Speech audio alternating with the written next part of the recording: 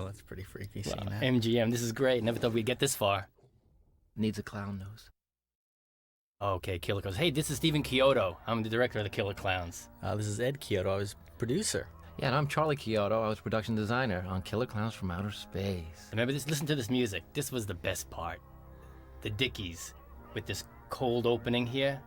The haunting calliope. Well, they captured it. Oh, yeah, and the guys hadn't even seen the film. They just heard the title, and they came up with this tune. Perfect. The maniacal laughing.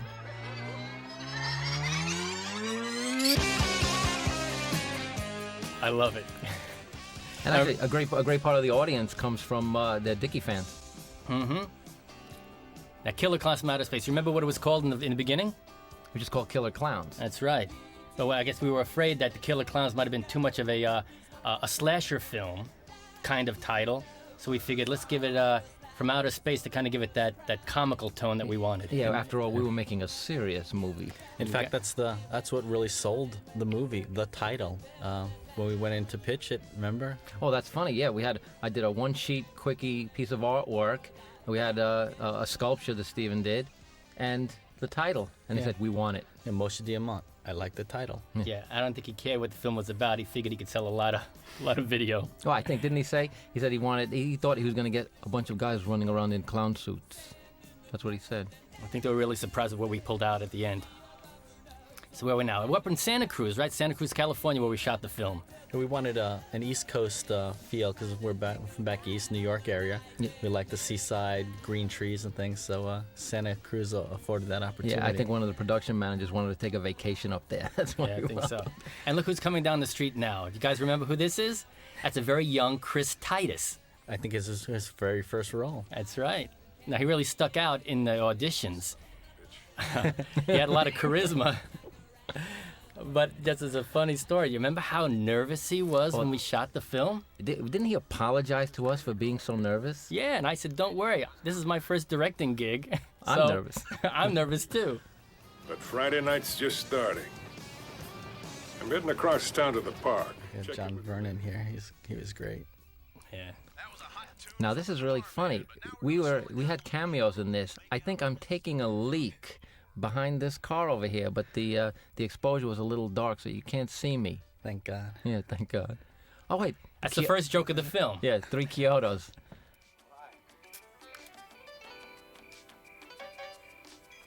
Oh, here's the intro. Mike and Debbie, Grant Kramer and Suzanne Schneider. Yeah, Grant Kramer's playing Mike Tobacco. Mike Tobacco happens to be a childhood buddy of ours.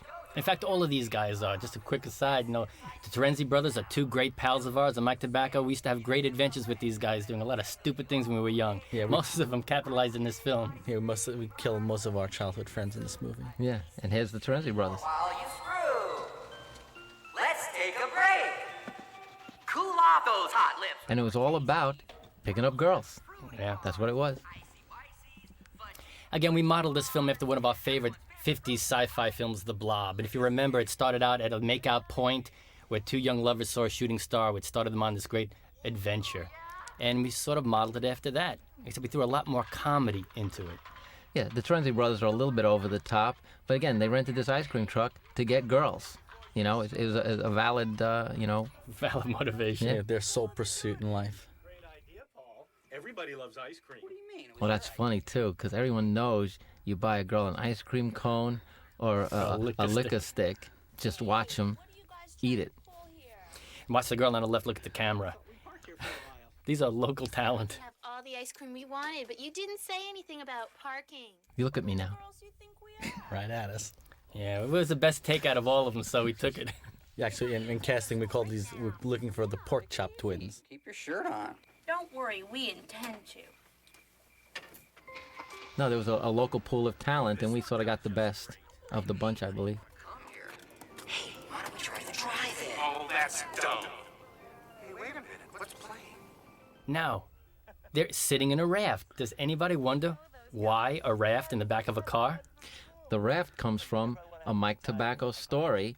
Mike Tobacco took a raft out and got lost at sea, and they had the Coast Guard and everybody after him. When the raft came back, his father was so angry at him, he stabbed it to death with a knife. The raft is in Mike's car now. Yeah, as a and makeout. You'll notice actually we have some patches where he repaired them. Now that was in the dialogue of the film, Yeah. but that was cut out to move the movie along. Yeah, we had an some extended exposition in the beginning to establish his relationship with the brothers and the adventures they had, but we cut it out for time. Oh, but what's funny too, the thing was it was like a giant whoopee cushion. Every time they moved, it went. It was sound man's nightmare. And this is the Blob. Our first visual effect of the movie, done by Fantasy 2 Film Effects, Gene Warren Jr. That was incredible. Royal Dano. And Pooh Bear the dog. Hornswoggle! Did you see that little old sky jockey zip down in there, Pooh? Royal Dano was great. I mean, he was like director proof. You know, he just popped in there with this great character. It was a real pleasure to work with. Yeah, and who do we give him to work against? We have him opposite a dog. A dog. It was an amateur dog too, a local. Now, if you look in the doorway, you're going to see our prop master, Ainsley Wolf. No, that's Mrs. Green. Yeah, that's Mr. Green. No, that's our prop master. Ainsley DeWolf handing him props and getting him out the door. Yeah. No way. Debbie, it's a waste of time. It's got to be 1,000 miles away. We've been our whole evening. Don't give me that. You saw Ruin how his close whole it was. evening. It landed right over the hill. Now that is not 1,000 miles away. Come on. You can find it, Mr. Adventure. Yeah, he was Mr. Adventure, and if we'd have put the rest of the movie in, or the beginning, you would have seen that he and the Terenzi brothers had lots of adventures. Yeah, which is- we were supposed to establish, basically a carefree lifestyle there, this wild guys. And the dynamics between the two were that Mike was the dumb blonde and Debbie was supposed to be the sharp one. Debbie's the sharp one. Interesting thing, we shot the movie in 6 weeks, 36 days, basically at night in Santa Cruz. This was shot outside in location. And that's a matte painting by Mark Sullivan. It's an in-camera matte where half the negative was exposed, then the matte painting was done, and the other half was exposed. On a second pass. So all this was exterior nights, actually in a wooded area. And now here, These little Where'd you get these props? Well, these stringers, Philip Foreman, the art director, we went shopping to Pick and Save, and we picked up little light fixtures and little pieces of hose and stuff, and we kludged them together. He was great at that, making a kit of parts to make, all the props and sets.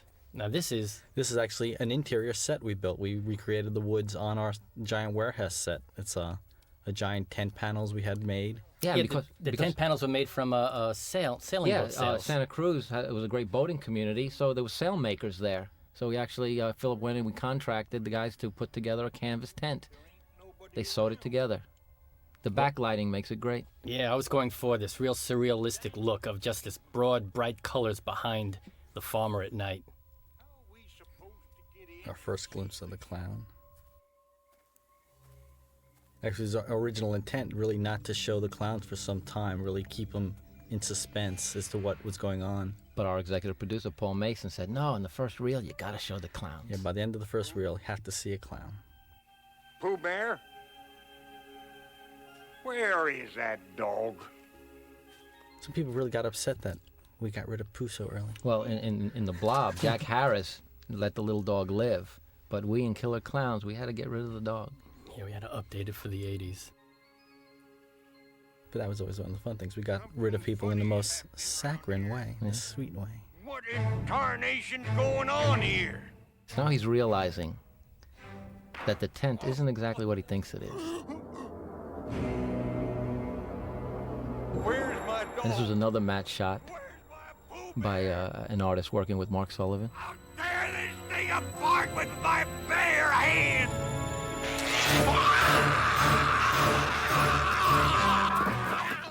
Little by little, we wanted to establish that this is more than just a normal tent. There's something special, something different about it. And what I like about this is all of a sudden his demeanor changes again. Once again, he's approached by something friendly. Yeah, we were always playing with this idea that your first impression of a clown is that it's friendly, but these clowns are quite the opposite. Yeah, you don't expect a clown to pull something like that on you. Yeah, it was always the basic concept that when you see a clown, they're funny, they laugh, you can get close, and that's how they lure you in. When you're too close to notice that they're not friendly, it's too late. This is always funny. This is a realistic depiction of a police department. The fantasy continues. On the way to the dorm. We had a bottle of wine. Yeah, it's a beautiful night. We were walking. We wanted to establish that there was some kind of conflict between the college community and the town. The town is being represented by John Vernon as Officer Mooney. We live in this town, too. I mean, we don't have to just stay on campus. Yeah. And it's scum like you that are killing us. It's a bit extreme, but we made our point quickly. But I understand in Los Angeles, they act just like that. We just had a little wine. What's the problem? You're the problem, you little shit. A real fascist cop. Just lighten up. Back off, Dave. Open container, public intoxication, littering, disturbing the peace, resisting arrest. These kids are history. Yeah, they need some legal representation. Yeah, actually, we really worked overtime on all the legal research on this one. My training, I don't care. But when you bring someone into the station, I don't want to see you beating them up. Now, if you're gonna book them, do it according to procedure. Or I swear, Kurt, you and that badge of yours will be history. Yeah, we have John Allen Nelson here as Dave, the cop. He's the Boy Scout, the trooper, the guy who takes it seriously. You know, again, a little caricatured. You know, we went, we went polar on this one. You know, the extremes. But you know, it's a funny movie. They're sort of archetypal characters for the kind of genre we're dealing with in a 50s monster movie.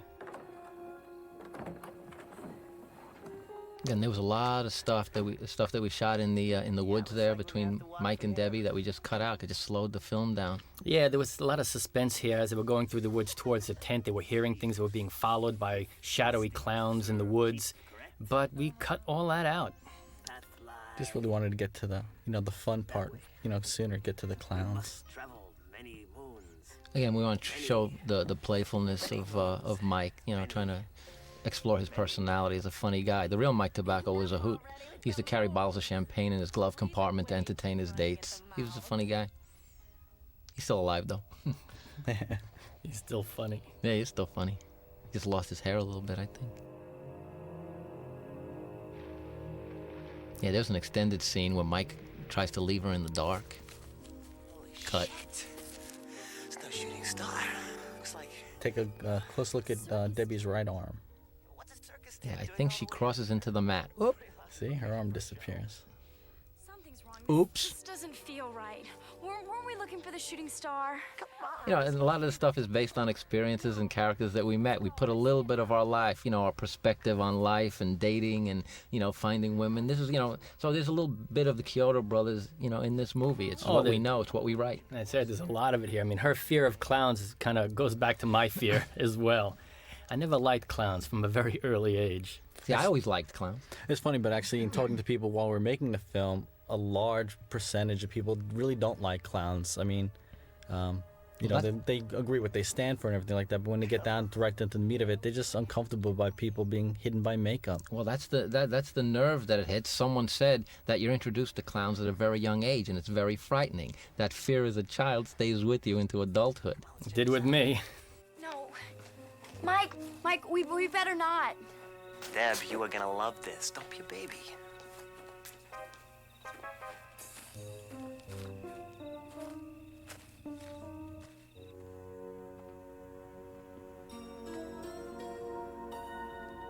Again, it would have been nice to have a little smoke here. This is bizarre. What kind of circus is this? This is that new wave European circus. Now, Charlie and Philip came up with this, Tinker Toy type design for the sets. We made a bunch of cylinders, a bunch of boxes, a bunch of sauna tubes, and we just rearranged them each scene to create different set pieces. Yeah, my tendency would to be design original sets, but it would have been cost prohibitive. Philip came up with a kit of parts idea so we could reuse things. Step right up here and see Gumbo, the toothless elephant. Or, right over here, we've got Belinda, the Billy McWonder. Yeah, coming up is a line that one of our fan web-based websites have nominated as the worst line in the movie. I have some favorites. What? It looks like it was decorated by Clowns R Us. That was the line, Clowns R Us. I don't know. There are several candidates here, I think. How much further you want to go? The inspiration for the design from this was the Memphis design, and with the bright colors and the wacky shapes, and Dr. Seuss. So we did a combination of that. That's it exactly. I say it's a good combination with Memphis design and Dr. Seuss. Again, found objects. We're working on a tight budget. You know, the little buttons here are little, 10-cent sponge balls, from a 5 and 10 cent store, And the doors you'll see, those are darkroom doors. We just painted them up real nice. Now, this is a very cool shot. Mark Sullivan produced this matte painting here, and again, it's like an homage to the power chamber in Forbidden Planet. Yeah, the Krell complex. Krell Lab. And we shot the live action on our warehouse set, and Mark painted the elements in later on. Yeah, this is basically our version of the things that inspired us. We just throw it back. With a bit of a twist, in this case. Yeah, Mark went above and beyond on this one. He put the reactive lighting and the electric thing, all rotoed, multiple passes, And the other cool thing about it is, obviously, it just defies the space we just saw outside. We saw a little circus tent. We go in there and we find out it's immense. What's funny here is, Suzanne, Debbie's trying to make sense of it, and Mike is still thinking that, it's a cotton candy factory or something, Yeah, he's pretty It's a circus stupid. tent. It's coming this way. Here, come on. Here's another set piece, the cocoon room. This is another matte painting done by Mark Sullivan. But this was done in 2 stages. As you see, it'll be empty here. Yeah, just take a look at all those empty racks. And later on, you'll see how many people they kill in this town. Listen to Mike's explanations of what he thinks it is. Would you date this guy? I don't know. We saw out there before. Well, actually, wasn't in every movie you've kind of got the dumb broad. Mike was the dumb broad. We never told him that, though. I guess he'll find out now. No. Well, Grant's great. He played the part great. I've never seen anything like this before. Have you?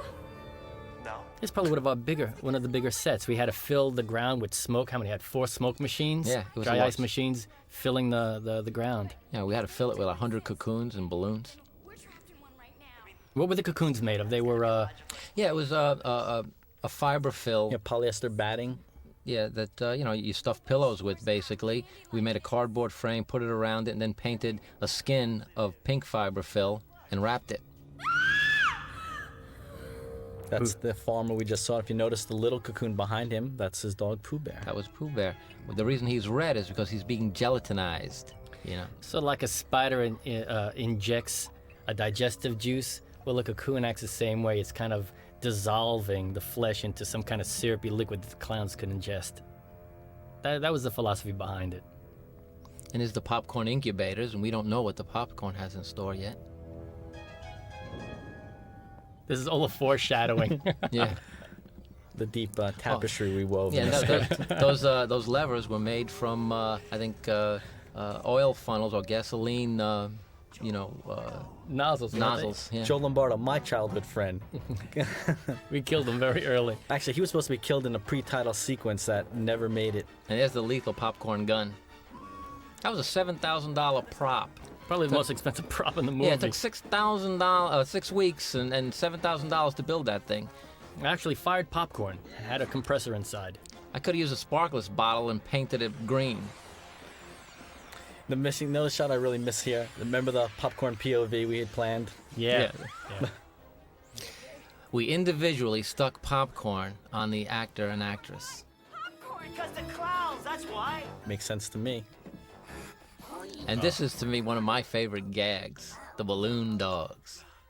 It was funny. One critic criticized the film as being so low budget they actually used a balloon dog as a special effect. They're real balloons for the balloon dog. He missed the point. That's the joke. What else would we use?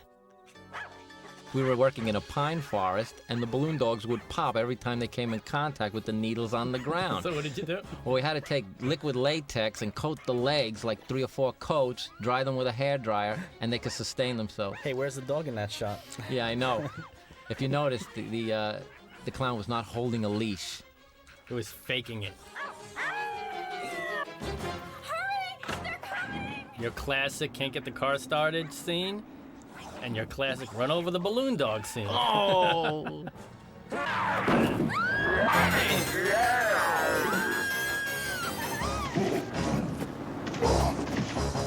I think that was the shadow of the cameraman on that clown. Yeah, this is the director's favorite shot in the entire film.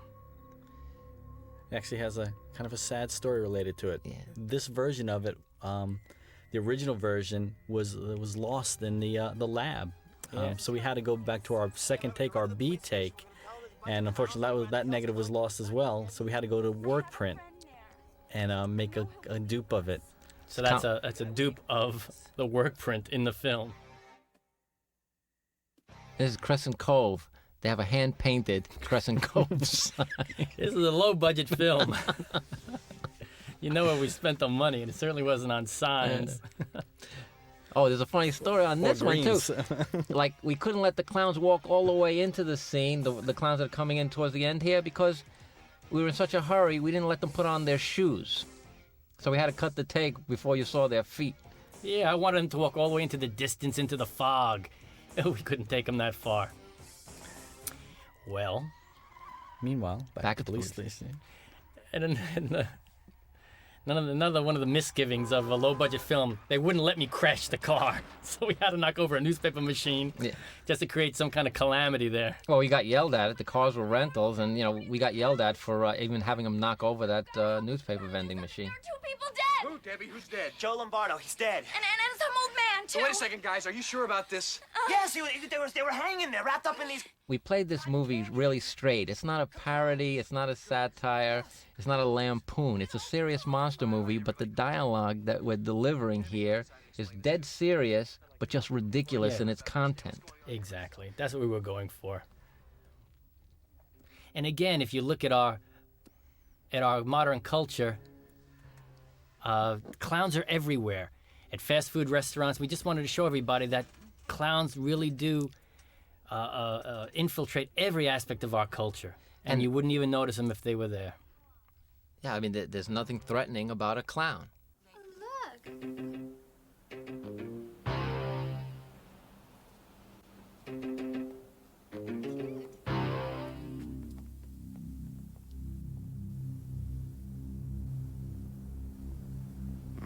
Bordeaux. All right, sit Some of our clown lingo there, our language that we created. Well, that was funny. Yeah, Chuck Serino was our sound designer, and he designed the language of the clown. Perhaps we should print out maybe the dictionary. But instead of finding the shooting star, we saw this circus tent. And that's when we went inside, and that is when we saw the... Now, how do you explain this to the authorities? Well, this is my favorite line in the movie. Yeah. John Vernon's line. It's classic. It was a spaceship, and there was these things, these killer clowns, and they shot popcorn at us. We barely got away. Killer clowns from outer space. Holy shit. Dave, that says it all. Yeah, John added the holy shit. And the TV version. Brilliant. TV version, it's holy smoke. Not quite as effective. We're talking to Dave. Yeah, just hold on a second, Mooney. They say some people are dead. Let's hear them out. Right, Dave? And now I think we start to establish the love triangle here. The tension between Mike, Debbie, and Dave. Yeah, we we start weren't- seeing some insights into the characters. Yeah, we weren't making a monster movie here. We were making a people picture. Yeah, it's a tender love story. It's all right. All right, Debbie. Who's your friend? Mike, we go to school together. You two were up at top of the world together? Yeah. Top of the world is a makeout. Make our point. You little fart. You hang out with the Terenzi brothers. That's right. I mean, yeah, there was always a place that they wanted to go. Goddamn truck those hoodlums run around in. And the real Terenzi brothers, they would think of things, different ways to manipulate, women into certain situations. It was really funny, Full written report so I can give it to the chief when he gets back on Monday. Never quite worked out, though. Look, everything happened just the way we said. No, as far as your classic kids trying to convince the authorities of some murderous monster, this is pretty classic in the genre, and I think there was enough of a twist to make it a little different. And here's our great foreshadowing. But you're not gonna make a dummy out of me. I think on second viewing that line holds a lot of power.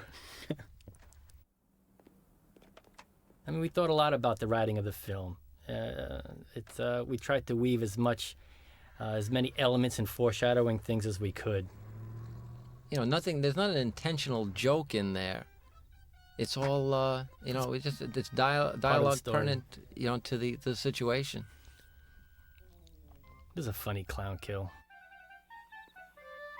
This is just, again, showing us how you're lured into, clowns and circus elements. The most harmless thing going on that proves to be deadly. Yeah, they were trying to save some money here, so we weren't recording the actual performer. He was an extra. We had to dub his sound effects, his voice in after the fact, which sort of give it a weird foreign film look. Yeah, a really low budget look. Remember actually in the original draft of this, and we had the little male puppets sporting an erection? Yeah. Yeah. Oh, there was a difficulty in this one. The clown could not operate the gun through the puppet very easily, and we had to figure out a way to rig it so he could shoot it. And I think we did this take 3 or 4 times. Yeah. With different. We had like 4 different puppet stages. And in the supplementary material, I'll show you how we replaced the cocoon with the actor. And that's how they make cocoons. And here we are in the local Santa Cruz drugstore, and we couldn't do that much destruction here. So as you see in later scenes, we actually went back down to Hollywood and created a set to do more damage. One of the notes from the executors after delivered our cut of the film was they wanted to see more clown mayhem, more clown destruction. So the drugstore gave us that great opportunity to. And there's the insert stuff. He's got toilet paper stuck to his foot, And who's in there? That's Mitch Bryant? Yeah, Mitch Bryant is in there, and you can see his... In the suit. You see his glove, the end of his glove there. Doesn't go quite up his arm. All right, we're going up there to check this out. First, I'm taking you home, Debbie. No way. I'm going back up there with you. You can't tell me what to do. Debbie, just listen to me, would you? And I this. don't have to listen to you. You are not my boyfriend anymore, all right? Oh, what a surprise. There you go. There's the sledgehammer. There's the revelation. Yeah, we just wanted to put Mike deeper and deeper into it. Don't do this to me. All right, Debbie, you got a choice. Well, either go home or I'm going to take you back to the station and lock you up for safekeeping. How's that? There you go. Is there a lawsuit there someplace, too? And these were added in later on. After we did the first cut, we wanted more clown gags, so we wrote this in. Yeah, this one was like about 20 takes to coordinate the direction of the gun, the guy popping out of a pack of pizza boxes. It was a tough one. Looking back on it now, we could have buttoned them up a little differently, but... Yeah, they could have been a little bit tighter. But again, the idea here was that people don't question the activities of clowns. You wouldn't suspect clowns would kill you. Yeah, this is home invasion right here. And what was that guy's name? Was that Fatty or Bubbles? I think it was Bubbles. Yeah, we had a name for each of the clowns. Something, they didn't have it in the script, but we referred to them as our little pet names, and we'll try to... Yeah, so we know who to call up on set. Yeah. From Killer to... We'll point them out when we see them.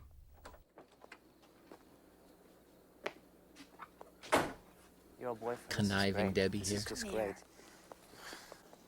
He's probably gonna take me up on top of the hill and shoot me. Yeah, we were shooting this stuff all at night, It wound up being an all-night schedule. Yeah, 6 weeks. Oh, and in the context of the film, everything that happens over one night. Yeah. By dawn, it's all over. Okay? Huh? You better.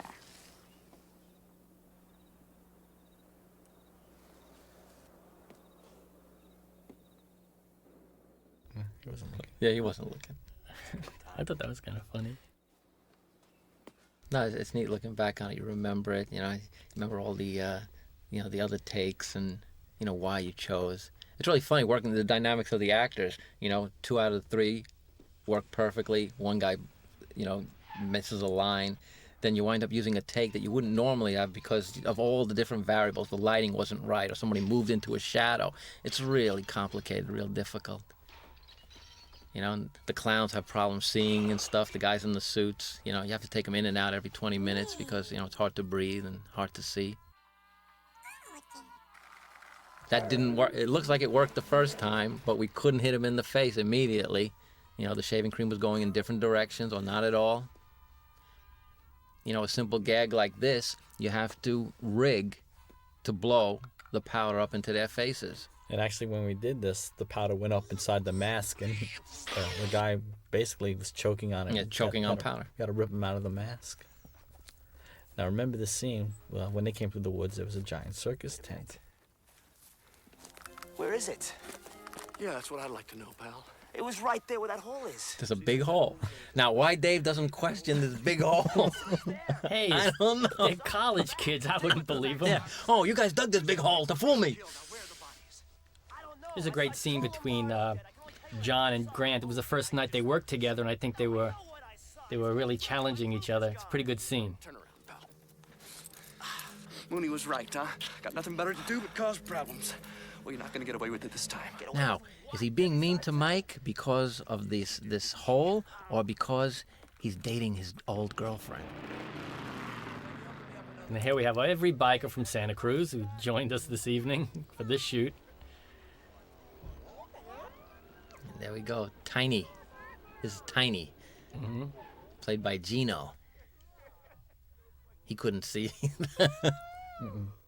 It was real hard. Again, these actors were performing in suits, and they weren't very experienced suit performers. No, they weren't, and plus we had a walk-around head for these characters because we couldn't fit all the mechanics inside the actual performer suit. At the time in 1987. Yeah, in 1980. Nowadays we use radio-controlled servo motors, and we're able to put that kind of mechanics inside them, the costume's head.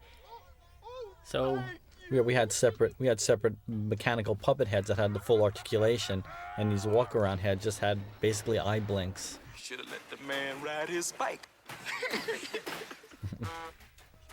And again, this scene was very reminiscent of an Abbott and Costello routine. Susquehanna Hats. Susquehanna Hat Company. It's one of the puppet heads. Reverse gag to make him jump out quick. I don't know if he's saying, put up your dukes in clown language. But nobody was taking him seriously. It's funny, in talking to his fans, they really like this scene because they like to root for the clowns here. Now, perhaps you didn't see it, but there was a mechanical extension with the glove, but because of the angle that it had to hit, we lost the gag a little bit in that scene. And this is Killer. His name is Killer, and this is at Big Top Burgers. The Chiodo brothers did a cameo scene. I think we were all sitting in the restaurant at some point, but that was cut out. We were cut out. For our own film. Though we all make an appearance later on in clown outfits. Listen to the music. John Massari wrote the score, and this is perfect.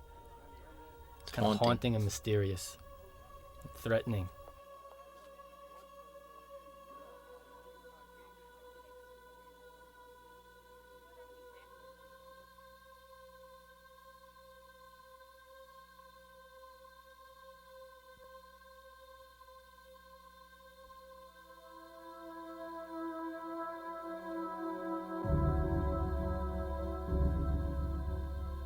Scares the hell out of me.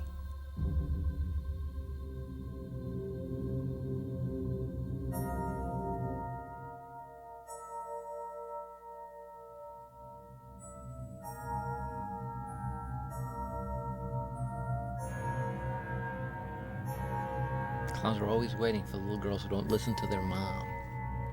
Back here, young lady. You're not going anywhere till you finish your food.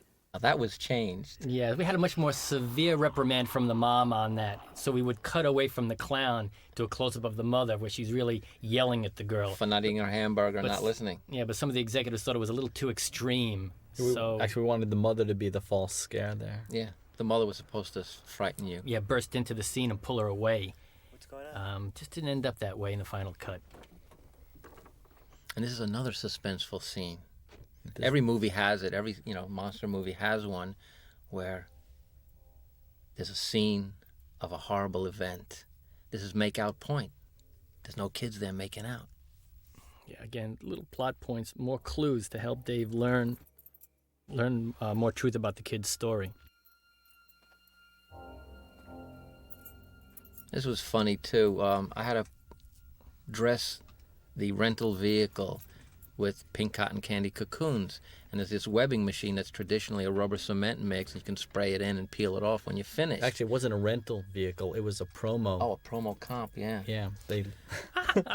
It makes Even the story worse. funnier.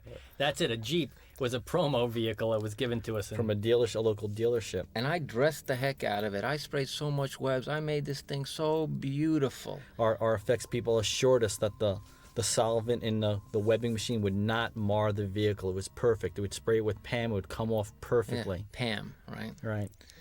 Well, $3,000 later, after we had to pay for repairing the interior because the toluene base on the webbing ate into the vinyl seats, the dash, and the roof. And the fiberglass roof.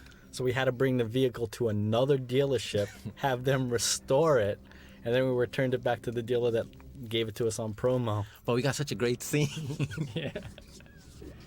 And there went the budget. Yeah. That's why I couldn't crash a car That's why I later couldn't on. crash a car. This is funny here. Mike still thinks he's gonna beat him up. Turn around. What are you doing, man? You're not gonna hit me, are you? Just turn around, pal, all right? This is Look, from I'm sorry, experience. I didn't know she Just was your drop girl- it, Mike. I didn't know she was your girlfriend. Check this out. That's the stuff. That's the stuff that I was telling you about that was all wrapped around Joe Lombardo. Where'd you get that? Over in that Jeep over there. That's McReed's Jeep. Who's McReed? Bob McReed? He was up here tonight with me and Debbie. Those are his glasses. They got him. He's dead. That's the conclusion. He's seen it. I think John Byrne's laughing at a gun magazine here. Yeah. Yeah. He's looking at a weapons magazine. Police Station, Mooney speaking. I enjoy some of these little telephone conversations. Yeah, you listen to what's going on the other side. It's pretty funny. Clowns, huh? And now they're at your front door, huh? Wait a minute, who is this? And Mooney's paranoid. He believes that everyone's out to get him, make a fool of him. Well, John just played it perfectly. I mean, Dean Wormer, it was just great having him around. Mm-hmm. He just brought a lot to it. He was a pro. And shoot them all. I get a feeling he doesn't like his job. And some of the fans, they enjoy the fact that the Jack Daniels is a recurring beverage of choice for fascist police officers. Police Station, Mooney speaking. Yeah. Oh, Kurt? I think I have a bit of a problem here. Yeah, how he's gonna pay for this? I don't get that one. Yeah, the problem would have been if the clown had his hand around his throat. This is funny. Well, it did just destroy us. Did we write this stuff? Yeah. They took your wife away in a balloon? Well, you don't need a police pal, you need a psychiatrist. Again, it wasn't written as a joke. It's a real line, what you would say to somebody. Poor Mr. Myers, the scream of Mr. Myers. See, again, it doesn't dawn on him that this could be happening. He thinks everyone's in on it, playing a trick on him. They want to play games? They're messing with the wrong guy. Now this originally is the opening of the film. This was a teaser that we had before the titles. And this is Joe Lombardo. And this is the scene that was really the inception of the entire concept. What would be the most frightening image we could imagine? And it was seeing a clown driving on a dark road. If you looked out you're looking out the driver's window and you looked over and you saw a clown in a car, Then Charlie took it one step further. Well, what if the clown wasn't in a car? He was out there just floating in space, trying to knock you off the road. And there's our spectacular car crash. The car was supposed to go flying off the cliff and crash. What happened was the tow line that was pulling the car snapped and it sort of just dribbled over the edge. Yeah, the effects people had put a sandbag to keep the car from rolling down the slight incline, and they didn't remove it before the cameras rolled, so in pulling the car over the sandbag, snapped the cable. We had one take. We only had one car. Now, some fans are saying that this is the longest shower scene ever filmed, and I'm trying to figure out, in the context of, since we're going real time, she might be in there for 15, 20 minutes. Yeah. But this is a good gag, too. Yeah, this is the popcorn spores coming alive. We had a puppeteer below with 2 rods moving that little foam rubber popcorn. Yeah, we duplicated it in foam, flexible rubber. And kind of giving you an impression of something foreboding is about to happen. Something evil is lurking.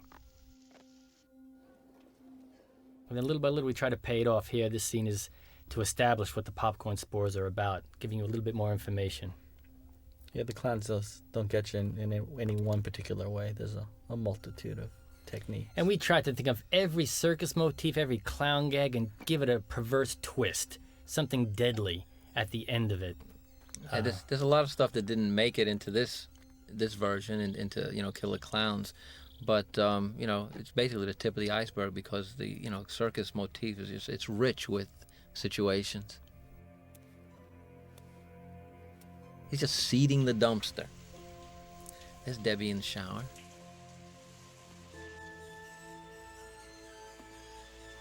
Going on in the dumpster is also happening in the hamper.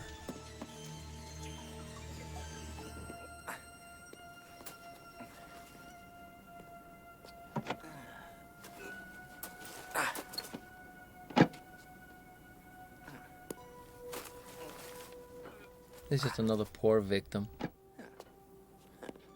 Again, he was a stuntman. And the most, we said, well, what can he do? And one of his buddies went over to him and kicked him as hard as he could in the canards. And he just stood there smiling. It was pretty amazing. That was the audition? That was the audition. What can this guy do? And kicked him in the nuts. So, of course, we had to throw him in the dumpster. So we threw him in the dumpster.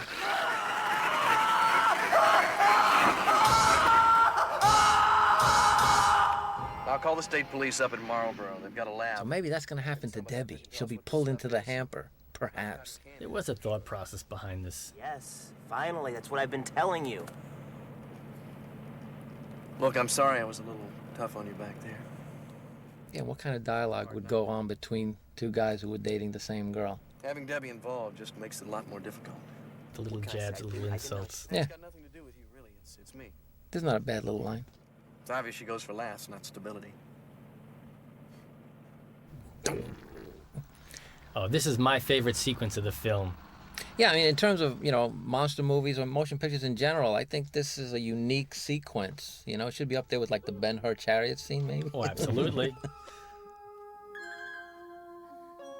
Okay, just another simple thing, little shadow puppets. What can possibly Oh, it's a comment. That? As soon as a clown or a mime does something, everybody crowds around it, amazed at these simple little antics, just ripe for being victimized. Well, that's exactly how the clowns operate. By the time you realize that they're evil, it's too late. Exactly. And what was done now? An animator friend of ours, Justin Cohn, did the stop motion for these shadows. Yeah, we actually filmed the animated shadows on a white textured wall to replicate the pipes and the brickwork over at Fantasy 2 with Gene Warren, and they were frame by frame animated and then composited on the background plates. Yeah, and coming up with the concepts, you just think, what's the most outrageous shape we can get to do it? And that was, a wire armatured foam two-dimensional animated prop of this. The Washington crossing the Delaware. We had the Statue of Liberty in the original storyboards. Yeah, that was funny. There's the belly dancer. I told you, you get out there and shoot him. Get him, Dave. Kill him. Just hang on. I mean, the absurdity that with those big clunky clown fingers that he's doing this. I mean, again, it's just the height of absurdity. Look, the old guy is getting into it. And then something horribly goes wrong here. When it horribly goes wrong, we made the shadow go opaque so that he could realistically devour the crowd. It goes tangible, and so it can grab the people. Then why is he putting them in the popcorn? I don't know. It was better than an empty bag. Yeah. The clown jumping up was a 6-inch puppet that was animated against rear screen background. I'm sorry, I freaked out a little bit. That's one of my favorite lines. Sorry, I freaked out a little bit. Yeah, freaked out a little bit. Well, that's understandable.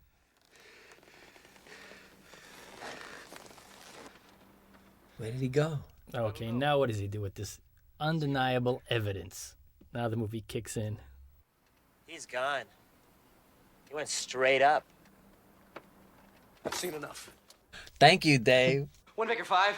Kurt, do you read me over? 1 Baker 5. See, but Mooney's tougher, you know, to convince. I'm worried about you. I thought the big bad clowns got a hold of you. Over. Is it funny? Somebody pointed out that there's only 2 guys working the police force in Crescent Cove. Well, the captain's out of town for the weekend. He'll be back on Monday, Right. remember? Oh, that's right. Is it a... It's a small college town. Oh, it's spring break, maybe. I don't know. College town. Okay, Dave, that's it. Screw you and your college flunkies. I've had enough of this from you and from everyone else. I know what you guys are trying to do. Yeah, it's paranoia. Everybody's out to get him. Yeah, I know, but if you watch The Blob, that's a line we lifted. Oh, from Officer Mooney. We didn't lift. We're paying homage. Yeah, Homage, that's right. Money! You cut me off.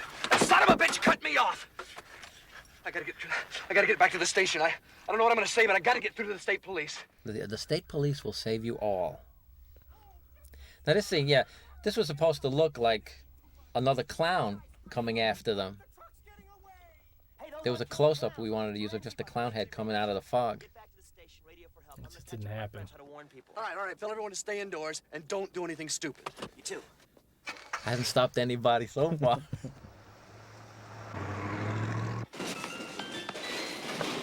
Again, this is a good representation, a good scene to show you what the Terenzi brothers are about.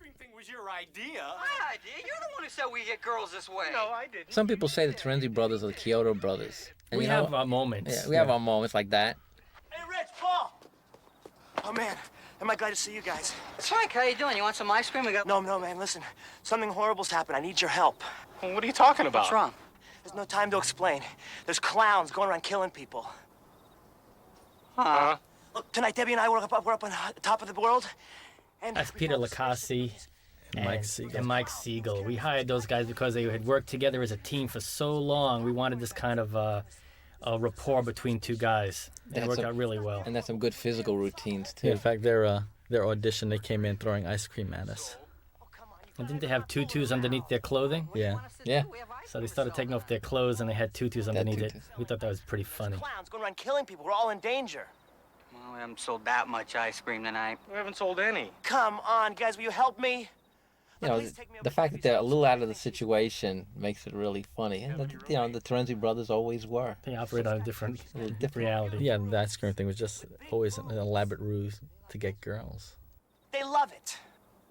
What are we waiting for? Come on! Guys, it's good. Get the other way. No, it's fun to see, you know, something that you wrote down. It's fun to see it, you know, actually performed and, you know, come to life, you know, for better or worse. I made it through Korea. I can make it through this bullshit. That's right. We thought he was a little too old for Vietnam, so we went for Korea. This is a pretty good scene. John's comic timing really helped here. He made a suggestion with this flower squirting him in the face. I had asked just for 1 burst of water, 1 squirt, and John said, let's try this. After we do the 1 squirt, hit me with another one, a 2nd burst, and it was perfect. It was that little button that really made the scene work. Yeah, and that was John's suggestion. And a little tidbit is the actor in the suit, the performer that actually did the squirting gag, was famous director Brett Leonard, who was up in Santa Cruz working in our art department. Yeah. Brett's gone on to direct Lawnmower Man and Virtuosity. This is Brett holding that flower. I ought to shoot you right now, you red-nosed freak. So you want to play games, eh? It's an interesting confrontation.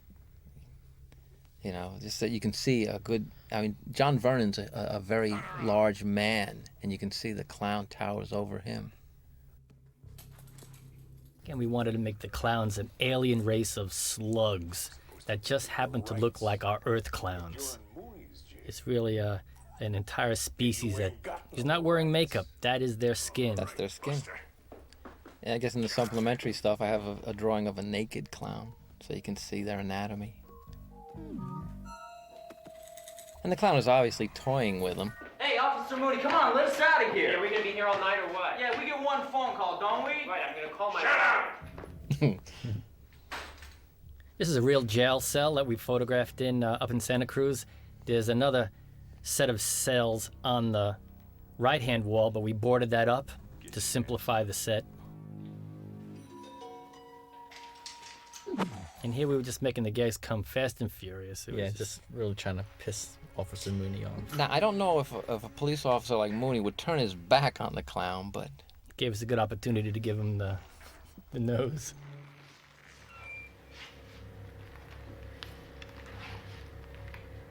Get in there. He's just playing with him. It's just really setting up Mooney for what happens to him later on. Yeah, I mean, Mooney's doing this in front of witnesses. Yeah, but it's a clown. Who cares? Yeah, who cares?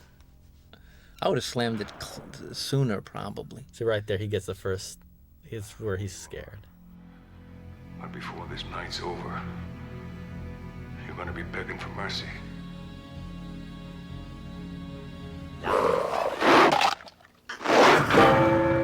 Great sound effect. Now this next line, coming from one of the punks, that's an ad-lib that he just threw in there. What are you in for? What else can you say? It was perfect. Yeah, I wish we could take credit for that, but actually he thought of it on the spot. So how long has it been since Debbie's been in the shower? I timed it at 15 minutes screen time, which is not really that long. I think most of the time she's drying herself for the for the next 20 minutes. Yeah.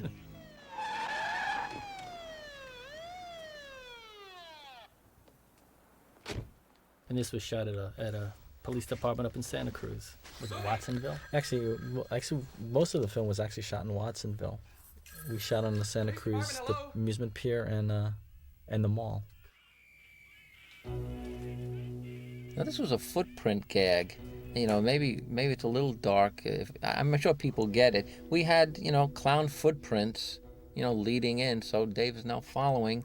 It's a basically an old Looney Tune kind of a gag, isn't it? Was it Duck Tracy? Yeah.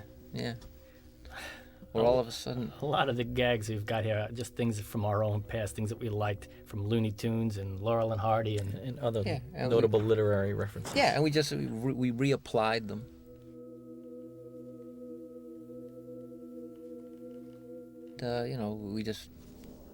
We made like a couple of hundred of these things and just pasted them on the walls, the ceiling, and all over. But maybe the lighting in this scene maybe doesn't make it as obvious. But it's better because it makes it scarier. Again, this is a suspenseful scene. It works there. Could have made black footprints. We decided, let's make the clown stuff colorful.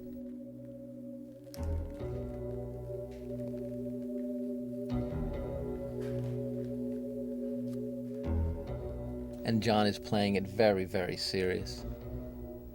There's no mugging to the camera in this film. No, he took it very seriously. 2 more victims. The webbing didn't eat into the jail cell. There were cinder blocks, thank God.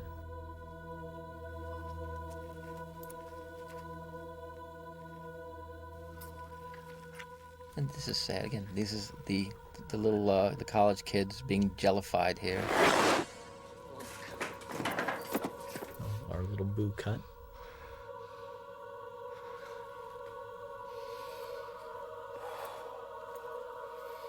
And this next sequence is my, again, in terms of hitting a nerve, this is the real creepy scene in the film. Yeah, I mean, besides clowns being frightening, to me, ventriloquist dummies have always been really unnerving. So here we combine 2 of my worst fears in one scene. And then John did a brilliant job in, just coming alive as a dead ventriloquist dummy.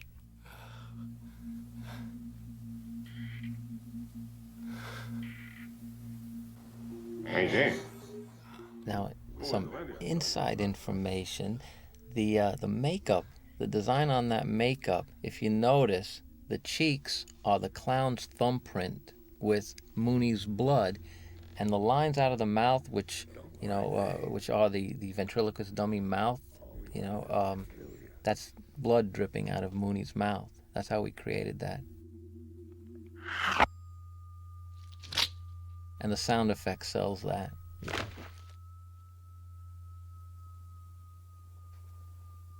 And that's creepy. Like John actually was sorry to finish up on the movie. He was trying to talk us into writing him coming back as like a clown zombie that would be in the spaceship later on. We thought just best to leave it right there. It's more powerful.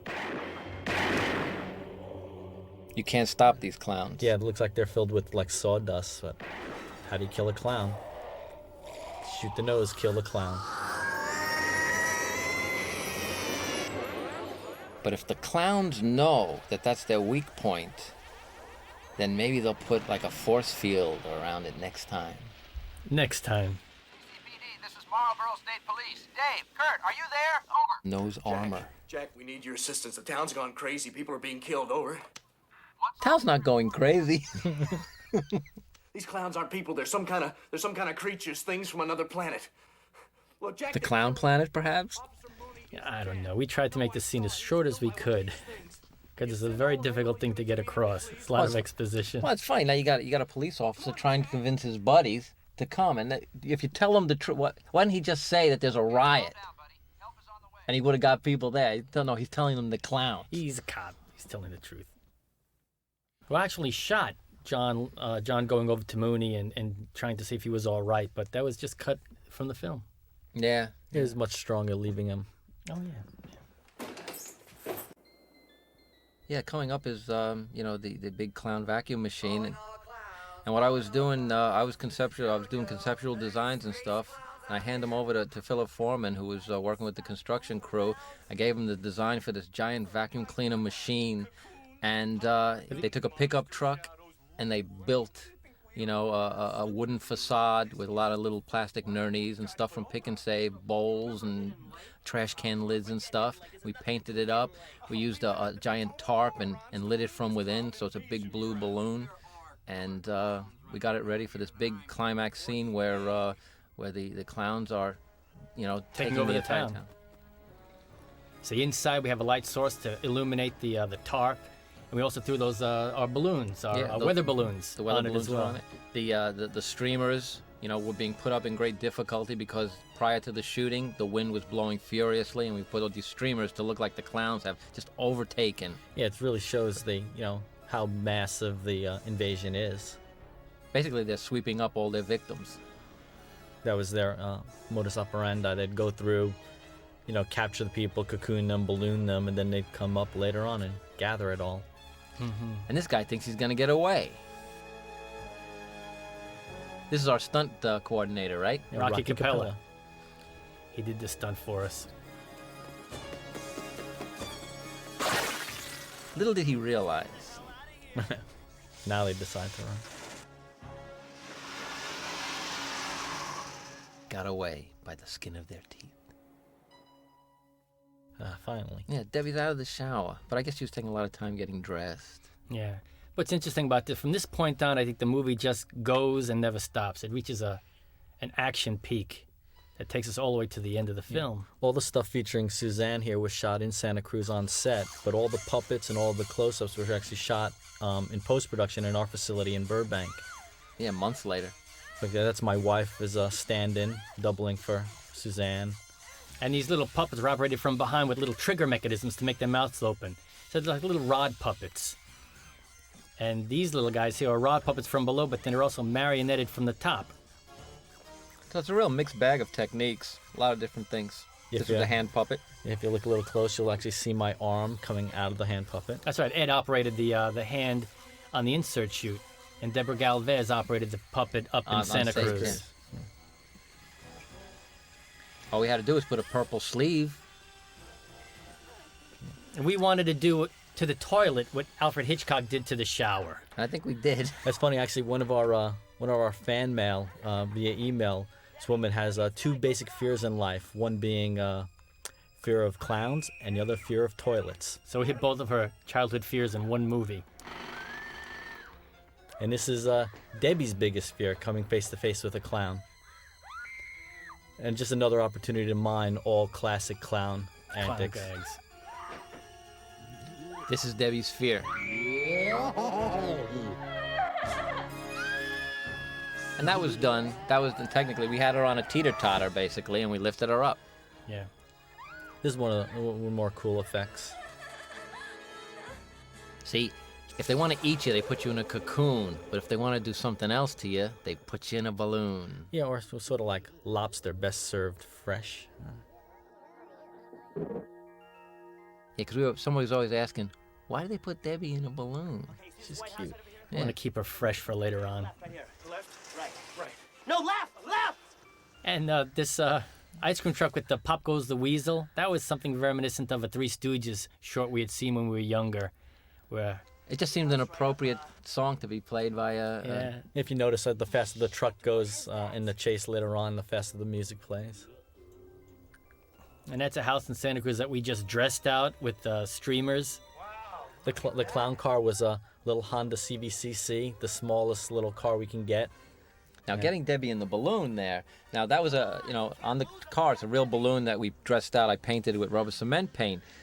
To get Debbie in it, it was a half dome, plexiglass dome that was painted on the inside, so you can sort of see Debbie bouncing around in there. If you look close, you can see the bottom half bottom half of the sphere isn't there. But don't look too close. They wouldn't allow us to drive too fast in the Santa Cruz neighborhood, so Fantasy 2 went back and sped it up in optical. And I think it's kind of a funny scene. A clown car being chased by an ice cream truck being chased by the police. It's a first. And here they wouldn't let us wreck the cop car. Or the ice cream truck for that matter. So we always had to pull our punches on these car crashes. And years after, our executive producer says, we should have crashed the car. Thank you. Why don't you say what you mean next time? Come on, let's go see what happened. Trinity Brothers not quite with it. Dave, are you okay? Yeah, it's slightly altered reality. Oh, Mike, what the hell are you guys doing?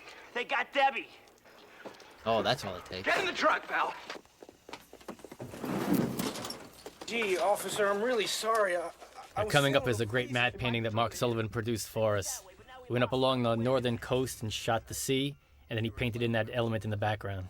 All these matte paintings are what were called original negative matte paintings, meaning we shot the film, then re-exposed it in the camera with a matte painting element. So it's original photography. There are no dupes. There are no second generations. It's all original. Yeah, he was working with Rocco Joffrey. Together they were creating all those matte shots. This is David Peel, who played our security guard, who actually did a wonderful job, but he wasn't our first choice. Who was our first choice?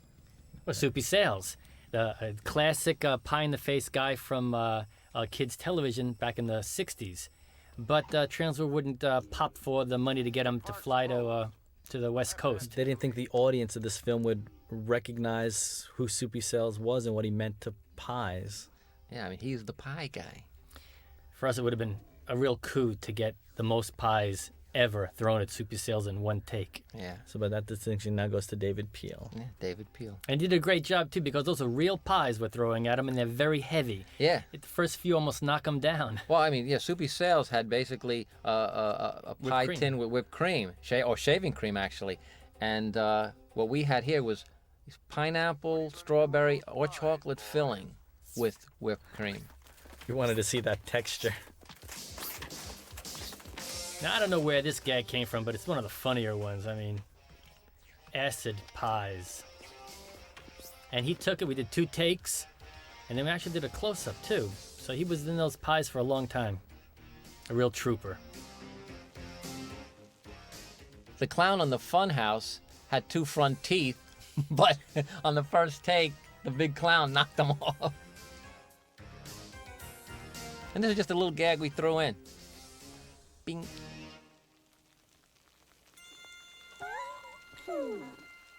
What a way to go. So I guess they didn't want to save him for later. Nah, that was just a mean thing to do. Again, the clown car was just the smallest car that we could find with a wooden frame put over it. We painted it up, Memphis Designs. Hey, you guys, this is weird. Look at this stuff.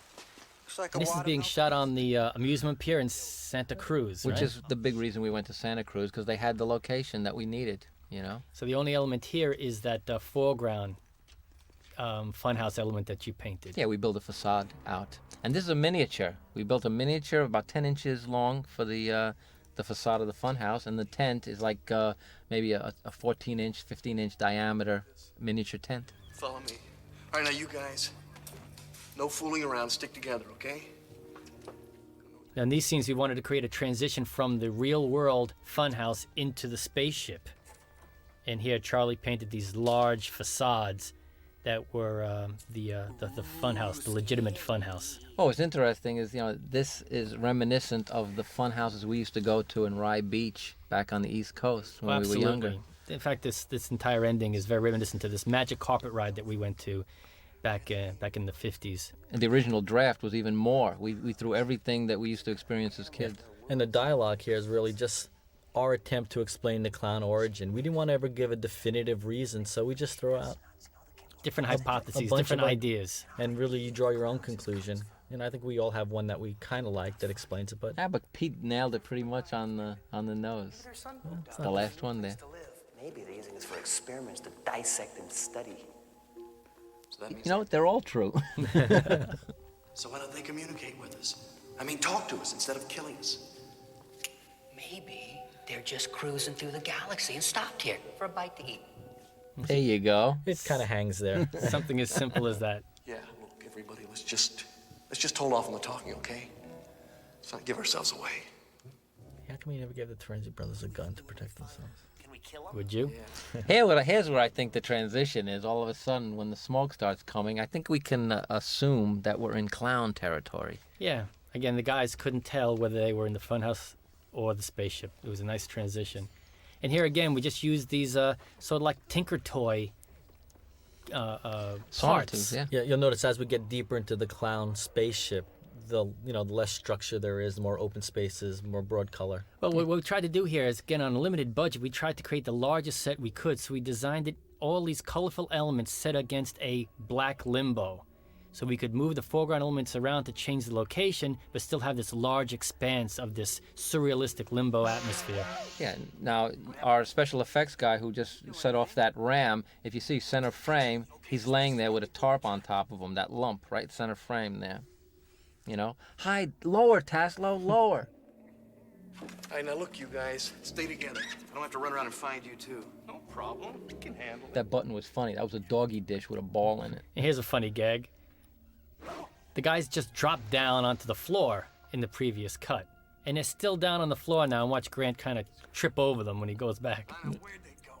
Come on, Rich. Ow! Oh, stepped on a Terenzi brother's hand. They do this all the time.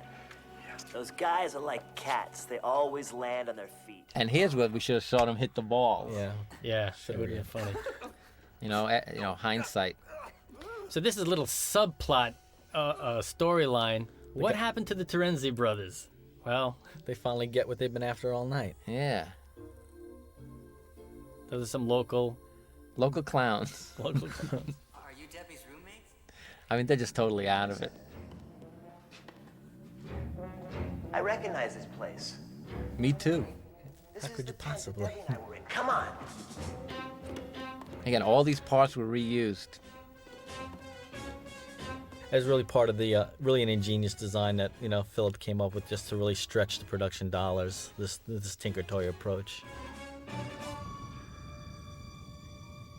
And here we revisit Mark's original matte painting in the opening of the show, and you can see all of the cocoons. Yeah, it's a little different. It's understated on how many people we actually killed. I mean, we basically wiped out the entire population. Yeah, of the town. I think we were credited with a higher body count than all the sequels to the all the Freddy movies. Freddy movies.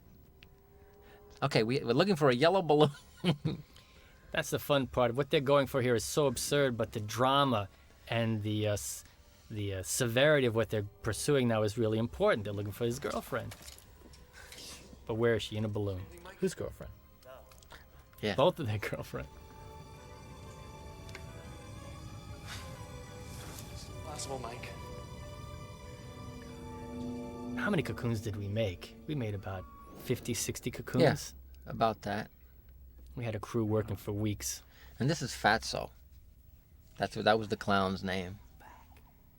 Again, the clowns in the movie never had names in the film proper, but we had pet names for them on the set. You had to put something down on the call sheet to know which clown we were going to be shooting.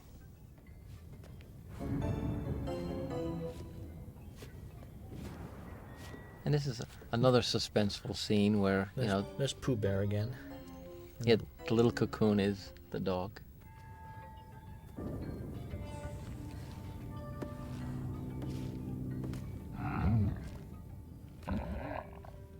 And when we were scouting for locations, we actually went to a factory with a lot of machines that we were contemplating using for this sequence here, for the cocoon room, but it didn't allow us to shoot as wide a shot as we wanted.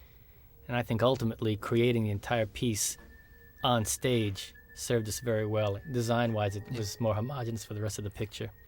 Actually, we ended up going to a giant warehouse, actually office building before it was occupied, before the occupants moved in. It was just an enormous warehouse that we were able to house really the entire production for the last 2 weeks. And this scene, it hits the nerve. You finally see what the clowns are up to. Whether he's sucking the juice out of your brain, basically you're turning into that sickening coat that they put on jelly apples. Some people say it's blood, but it's something disgusting, and the clowns are enjoying it. Again, another play on a clown, something fun, circus like the wackiest, craziest show we can come up with. Yeah, I think that is probably the wackiest, the wackiest straw I've ever seen. Yeah, actually, all the special props were built by Gene Rizzardi, a good old friend of ours. Bob was right, man. They are hungry. They're gonna eat everybody, Just man! calm down. Just calm down, all right? Quiet, Mike. We gotta find Debbie before it's too late. All right. Hey, that's the one. The yellow balloon. Is she in there? Yeah, she's in there. Yeah, I think so. Hey, and this is a funny gag, too. We have Debbie, or Suzanne Snyder, standing on a platform directly behind the balloon. And then when Dave shoots it, all she does is just drop down. Just drops and then down. The guys at Fantasy 2 then put an optical sparkle on top of it to kind of mask the transition. Ready to run.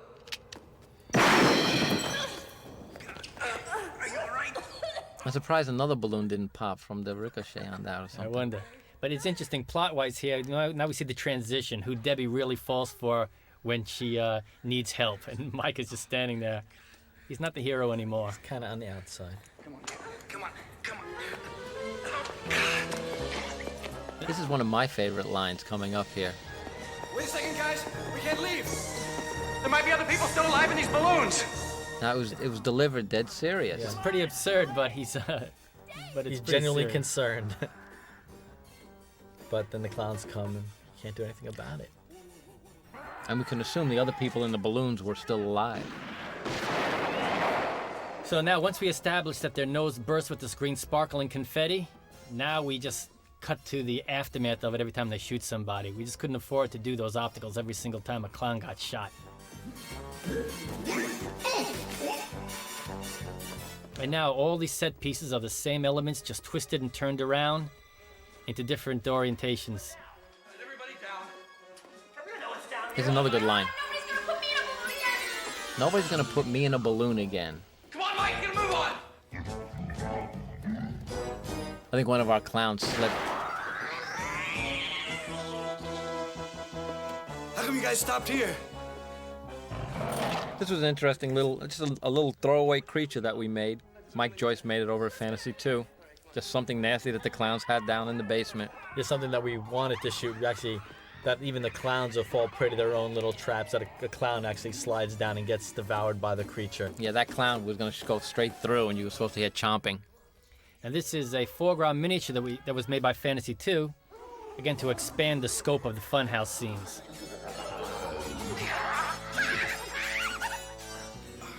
This was a funny scene. The first 3 times we shot this, they couldn't even walk through the balloons.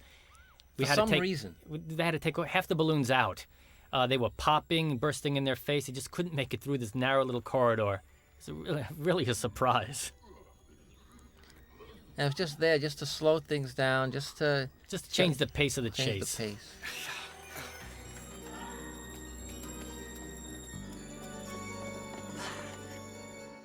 And this was all the sonotubes painted candy striped, candy cane striped, and put in a long corridor. The contrast of the color against the black is very effective. Very surreal, and it was a very economical way to get a corridor without walls. Come on, Mike! Another door! Another door!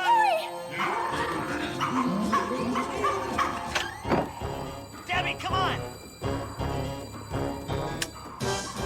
Dave, come on! No more bullets. What a surprise. They got the balloon dogs chasing them. Well, they're safe. Yeah, now they're safe. So now we're in that warehouse, right? At this point in the show? Yeah. We built this, what do we call it, a birthday cake, this tiered platform that they stand on at the end. Yeah, this is our climax clown arena here. That was a matte painting. This is done by Fantasy 2. Done It's by a comp. Fantasy And here you can see all of the set pieces again. These are things that were used in different orientations in other parts of the show. Balloons and sonotubes. And the ground is made of this floor dancing material, right? Yeah, dance floor material. We originally used a black visqueen in an effort to save money, but the first night it was just so slippery. People were just falling and hurting themselves. So the next day we had to bring in this very expensive dance floor, which proved to be a lot safer. And here we had so many people. We had as many as 40 clowns in these scenes. We kludged together baseball bats with spikes and golf clubs. Hockey sticks. Yeah, basically we hit Toys R Us and then made them lethal. This is a miniature shot that was originally to be shot live with a large truck, but didn't have time to shoot it. Leave them alone! Do what I say or else! Now, if you notice, the Terenzi brothers, their clothes are shredded, and they have lipstick marks on their faces. So I wonder what they were doing with those female clowns we saw earlier. And this is, again, another little homage to Wizard of Oz, really. The clowns are mesmerized by the voice coming from the giant clown on their ice cream truck. Oh, man, am I glad to see you guys. Come on, let's go. Get in the truck. Let's go. Come on, Mike. Come on, Debbie. Come on, Rick. How the truck got into the center of the tent is beyond me, but... That's funny. Now, originally, this King Clown, or we call him Clownzilla, that descends from the center, we wanted to do him stop motion. But as we got further into production, we realized that we didn't have the time or money to do that. So we opted for the old Godzilla technique, a man in a suit. That man happened to be me. Yeah, Charlie played the Clownzilla in these scenes. And the sequence is really made up of a lot of different... A guy in a suit shot in a perspective manner where we shot him very close to the camera so he appears large in the frame. The guy in the costume on a miniature set, again, to make him appear large. We duplicated all the full-size, set pieces in miniature. So right there, that's a comp of Charlie on a miniature platform composited with the guys in the foreground.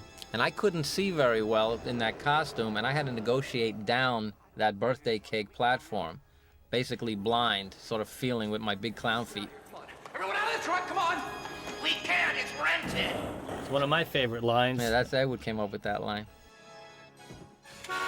I love the fact that they honked the horn like that's going to do. Yeah. Now, here we were shooting high speed. I mean, Gene Warren's a master at miniatures and high-speed photography. And it really worked out. This is the best choice of technique for this. Yeah, the original concept of the marionette clown, he was supposed to be in strings the entire time. Well, we dispensed with the strings early on when we realized that to have to rig the costume with strings for the entire sequence would be prohibitive. And Joe Viscoso rigged that explosion for us. He's an Academy Award winner for pyrofix. For ID4 he won. Yeah, for Independence and Star Day. Wars, he's one of the best. All the miniature sequence was shot in a giant tent that was constructed in Fantasy 2's parking lot in Burbank. Mike, take Debbie, get her out of here. I'll draw its attention. No, Dave, don't. We can all make it. No, we can't, Debbie. Stop it. Now, these shots coming up are perspective shots. We've got the Clownzilla suit in the foreground. We're shooting over his shoulder to Dave down on the ground. Yeah, I was on a 15-foot ladder, and they were shooting over my shoulder. Over here!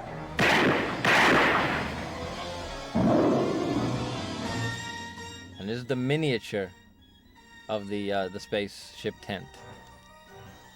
This is one of our clever concepts, where the concept being that this big top spaceship actually is a big top when it takes off.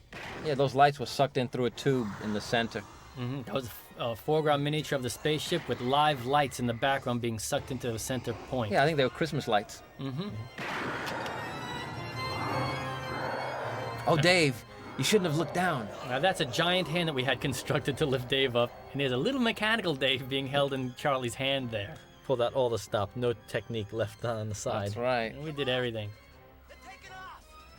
They certainly are. Now what is that? That's a spaceship on a Makita drill? Yeah, it's a 15, 16-inch diameter on a Makita drill being spun around. Actually, it was a little more. Remember, it had a fluorescent tube inside. Well, the and top a heavy and the bottom. ballast. Yeah, the ballast was inside. The power came in through points on the top and the bottom. And that's a matte painting done by Fantasy 2. Frank Marshall? Frank Marshall did the painting, and it was shot over at Fantasy 2. With the live prop of the spaceship comped in.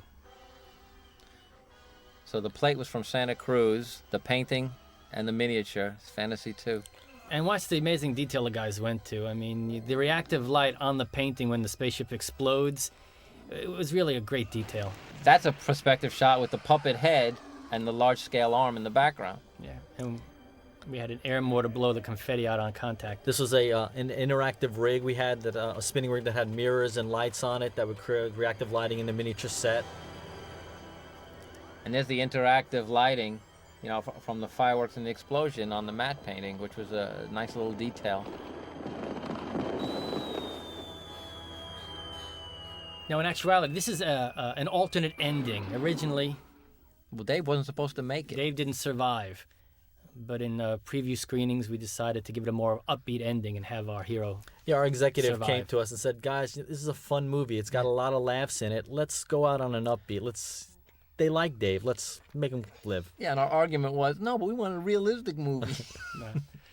So a couple of months later, we went back out, actually in a parking lot in Van Nuys, and shot this new ending, where we actually got a crane, dropped a clown car. But even in the original ending, the Terenzi brothers did survive. The Terenzi brothers survived. The same way they hid in the ice cream truck. But I saw you guys get blown up in the ice cream truck. Oh, that. Oh, we hid in the freezer with the ice cream. See, we always have an explanation. With your ice cream? What? How are we going to pay for the truck? Don't blame me. It was your idea. No, it wasn't. You're the one who said we could get girls. No, you said you I could. did not. You Hey, said listen, if it wasn't for me, you'd be a dead French fry. Oh, yeah, well, you'd be a dead popsicle. Happy ending. But now, who gets the girl?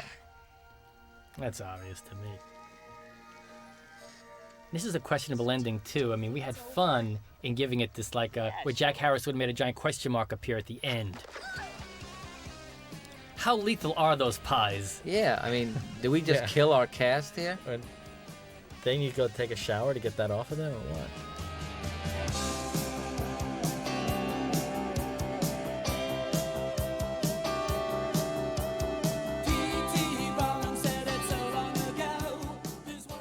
You know, this was like the most exciting thing, my favorite project, I think, of all time. Oh, I think so, too. And although we've been trying to sell projects here and there, we've worked in television and motion pictures, we've never quite done anything quite like this. And although we've got a Killer Klowns sequel planned in the back of our mind, we're just waiting for the best opportunity to present it. And we just got a lot of talented people to bring together. I think there are people waiting for a sequel to Killer Klowns. In the meantime, we've been doing Land of the Lost Dinosaurs with Sid and Marty Krofft. We did The Amazing Lives of Sea Monkeys. You know, we've been keeping pretty busy doing stuff with Trey and oh yeah, That's My Bush show with Parker and Stone. But I'll tell you, there's a Killer Klowns in the future. We've come up with a couple of other concepts about bringing the clowns back. One of the concepts was there was a clown's egg left behind, and a sideshow of circus freaks raises the killer clown from an egg. When the clown comes back, he has to figure out what side he's going to be fighting with. Yeah, and it's really interesting. Obviously, the way the clowns thing has grown into the cult status. I guess it's attained now. We never really expected it. So looking back on it now, it's time to bring it back. And well, it's 13 years later, and still we got websites devoted to it and stuff. I'm excited about that. You know, I'm really surprised. I know it seemed to have struck a chord in audiences out there, and I think they're waiting for something new to come out. Yeah, which is that note that you know, the nerve that clowns have. It's a common fear, you know, and just like, you know, like you have aliens, you have the Frankenstein monster, the creature from the Black Lagoon, you know, icons and monsters. I'm sort of proud that we created a monster icon, which are monster clowns. It was really a new monster, you know. I can't remember seeing an evil clown to this degree prior to this film, so we're kind of pleased with that. You know, and when people do monster clowns, it's usually based on what we've done, which is great to know. Yeah, this is our first film. We just didn't realize our second film was going to take so long to get off the ground. Well, that's it. You know, like you look at it, looking back on it, you know, there's things that we would definitely change and do differently, and we sort of, you know, wince, you know, when we see certain things. But, you know, for 13 years ago, our first film, it is what it is, and we're pretty proud of it. Well, it's interesting. Although it didn't get a very wide release theatrically when it first came out, it did pick up quite an audience when it was released on video. And it was that audience that really kept this whole mythology going. Well, there you go. No, thanks for listening. I hope you guys enjoyed it. Yeah, it was, hope you guys have fun listening to us ramble here. Yeah. Hope you enjoyed it as much as we enjoyed talking about it.